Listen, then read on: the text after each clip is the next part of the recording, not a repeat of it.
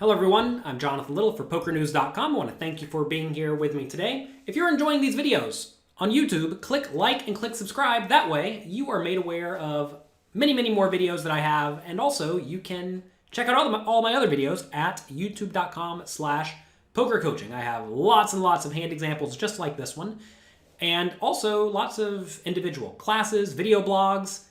I have a daily morning show that I do Monday, Wednesday, Friday called A Little Coffee, where I sit down and answer your questions live. All that happens on YouTube completely for free for you. So check it out at youtube.com/pokercoaching. Today we have a hand from the 2019 World Series of Poker main event that I played. This is apparently a little bit after I bluffed off the vast majority of my chips. You can find that in the most recent video I made for Poker News. Try to not bluff off your chips in the World Series main event. It's probably not a good idea. And now we're facing a raise from a tight aggressive low jack player, and a player on the button calls. And I have 10-9 of spades in the big blind. Now, this is certainly a situation where I could just shove it all in. I have no problem with that at all. If the initial raiser was a loose aggressive player, I am pretty sure I would be in. I don't remember who these players were or anything like that, so I'm just having to go off three little letters here, TAG, tight aggressive. But knowing me, if the initial raiser was relatively active and I thought I had a decent amount of fold equity against the initial raiser, I would have shoved all in. But from an earlier middle position tight aggressive raise, I'm going to be way more inclined just to call and not have much of a, call it bluffy, shoving range, just because I do expect to get called a decent amount of the time. There's the idea of fold equity, right, that I discussed in my very first poker book when I first discussed it, Secrets to Professional Tournament Poker Volume 1. And I have an equation in the book that discusses how you can figure out how much you profit or lose by shoving in scenarios like this. Essentially, you take the amount of money you win if you shove and your opponents fold, 26,000, times the percentage of the time that they actually do fold. Now, that can either be a whole lot or a whole little, depending on your opponent's strategies, right? If your opponents are going to fold, let's say, 80% of the time because they're both way too loose, or perhaps even they're tight, but they just only call it off with aces, let's say, then we're going to make a huge amount of profit by shoving.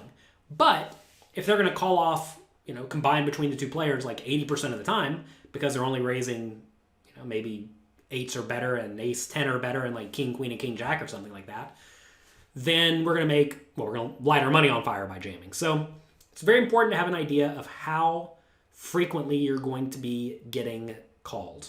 So be aware of that. Against tight aggressive openers, you're going to have less fold equity than against loose aggressive openers in general. So I'm going to be pretty inclined to call with hands that flop decently well. So I do call. Flop comes king 7-2, two spades. Low jack bets 9,000, and now the button calls. So this is an interesting spot where I definitely think low jack should be betting frequently. Even though he is betting into two players, he doesn't have to worry about me having ace king, king queen, king jack I'm probably shoving pre-flop. So as you can see, I'm kind of capped here. And the player on the button would presumably 3-bet their best hand pre-flop. So in this scenario, low jack should have a range advantage and doesn't really have to worry about running into too many nut hands in this scenario. So he should be betting frequently. Once the button calls the flop bet, he probably has a pair or a draw. Obviously, there aren't a whole lot of draws available, given I have the 10 and the 9 of spades, right? Because having the 10 and the 9 of spades blocks a whole lot of the obvious other flush draws. So we're not so worried about being against a better draw. But what I am worried about here is jamming into a king. And the low jack very easily could have a king, and the button very easily could have a king. So in this scenario, I think I want to just call. And this again goes back to the same idea. Like if I expected to have a lot of fold equity here, meaning if I shove, they're going to fold a lot of the time, I would definitely go all in.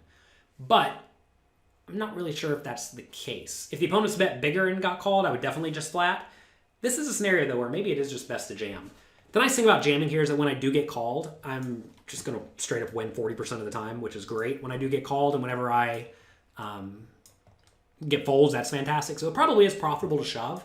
But I think especially in the World Series main event or any main event that's relatively soft, there's a lot of value in just hanging around. Because let's say I do call here and I miss on the turn and, it checks through. And then on the river, I'm sitting here with 10 high. I'm probably not going to bluff.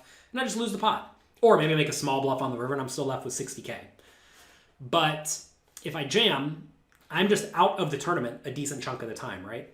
So let's say I do get called 70% of the time and only get there 40% of that. So that means I'm out of the tournament about 40% of the time if I shove.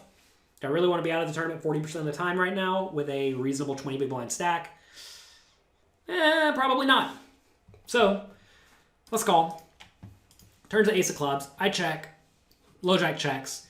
And now the button bets 25K into 57. It's not exactly what I wanted to see. It's kind of weird for the button to be betting here. You'd think the button would not have a whole lot of ace-x in his range unless it's like ace-queen with like ace of spades or maybe ace-queen of spades. So against that, I'm just dead. So if the opponent has a king, I mean, maybe I could jam and have some fold equity, but now I think the options are really either just to call or fold. So now, am I getting the correct pot odds immediately? Well, not quite, right? I'm going to get there about 20% of the time on the river, more like 18%. And I need to, based on the odds, I need to get there about 25% of the time. So we're not quite there in terms of immediate pot odds. What about implied odds? Can I get the other 55K I have in if I do call? I mean, I'm going to check the river. He's just going to check it behind on a lot of spades, right? So I'm going to have a hard time getting my implied odds. Also, I may actually have reverse implied odds here because, like I said, of the hands that should call the small flop bet and then bet the turn that have an ace, should be a whole lot of hands like ace queen of spades and ace jack of spades and ace x of spades, right? So I actually do think I'm going to be against a better flush draw every once in a while, and that's definitely a scenario I want to avoid. So I don't really want to jam because I think I just completely lack showdown or like fold equity for the additional 55K. So shoving's out of the question. Calling is not great because I'm not really getting the right implied odds, or I'm not getting the right immediate odds. Plus, it's going to be hard to realize my implied odds, and I could be against the better flush draw. So that's not so great. So I should fold.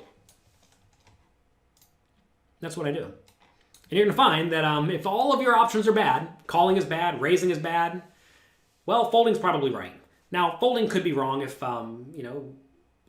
perhaps calling is just like barely bad or raising is barely bad.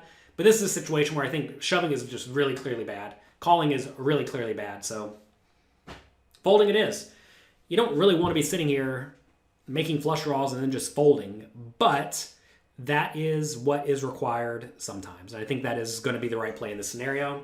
And we're just going to fold, move on with our lives, and continue playing with our 18 big blind stack. I realize sitting here, playing these spots, not winning hands is not how you want the World Series of Poker main event to go, but it is how tournaments are going to go a decent amount of the time. Understand that you are going to experience swings when you play poker tournaments, and when you sign up, realize sometimes you're just going to experience them in the downward direction. Such is life. Enjoy it and have fun. So I do fold. Low jack folds, and we don't even get to see what happens. So that's going to be it for today. I hope you enjoyed this video for Poker News. If you did, click like and click subscribe on YouTube. That'll go a long way to helping YouTube know that people actually watch these videos. And if you do watch these videos, let me know on Twitter @JonathanLittle. I post lots and lots of free educational content there just for you. So let me know, and I'll say hello. I appreciate you. Have fun. Good luck in your games, and I'll talk to you next week.